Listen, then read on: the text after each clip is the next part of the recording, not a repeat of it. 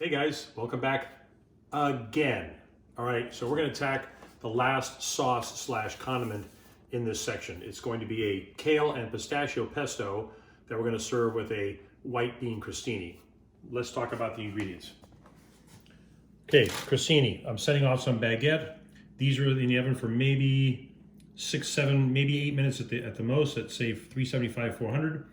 You know, all they have on it right now is some olive oil. When they come out of the oven, not a bad idea to take like just a cut garlic clove and just give it kind of like a rub. Kind of imparts a nice garlicky flavor on that. You set that off to the side. So that's our base. Then we have the white beans.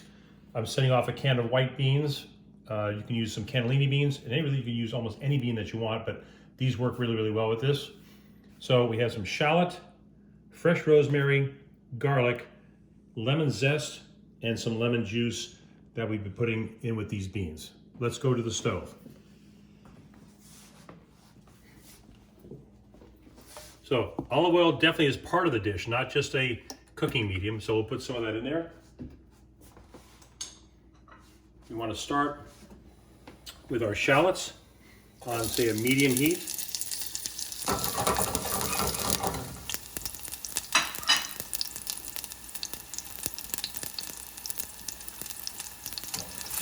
Soften those just a little bit. They should be sliced relatively thinly. This was one good sized shallot. And again, I don't want to, I've mentioned this before, I don't want you guys to get too bogged down with recipes and specific quantities. I really want to have you guys start thinking for yourself and eyeballing items and going, okay, that looks about right. Or you know what, I really, really love the taste of shallots. I think I'll put some more shallots in there. Or you know what, onions don't agree with me very much, so I'm not going to put any shallots in there, or maybe just a couple slices, but I love the taste of garlic, so I can put more in there, or less. And that really holds true for almost any of these sauces that we've discussed so far. Those are looking nice. That was maybe 45 seconds or so. Let's put the garlic in there. That's been sliced thinly, or it can be chopped, either way. We don't want to burn anything in here, so I can see this starting to take on a little bit of color on the outside over there on the perimeter. And that's okay. The shallots taking a little bit of color, that's going to just kind of intensify their sweetness. So we definitely want to burn the garlic. That'll start turning a little bit on the bitter side. That looks good right now. So you'll take that full can of beans that we drained and rinsed. That's going to go right in there. Give that a stir.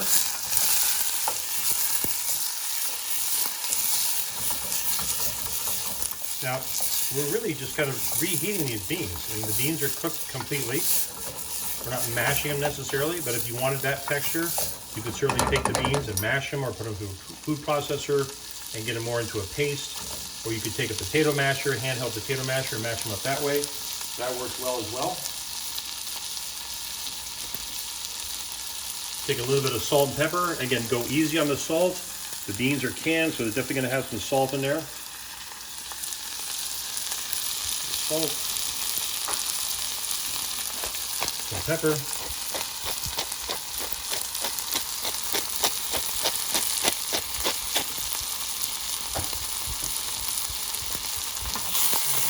I think what we'll do is we'll turn this down just a tad, go more on a low to medium heat. Again, we don't want to burn anything or scorch anything. So all we're doing is trying to get these beans reheated to the point where we can use them.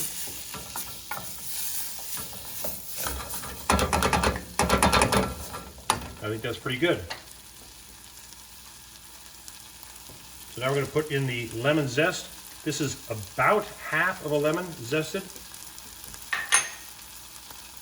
We're going to take, again, depending on the size of the lemon and how much juice is actually coming out, we're going to take probably a full lemon in this case and pop the juice in there. This one actually is pretty dry. And you can tell that there's just not much coming out of that half. So I'm definitely using a full one. Try the other half. Shouldn't be any different. It's the same lemon. Get a little lemon in there. You know, the zest is where you're going to get most of the flavor anyway, and that's perfectly fine.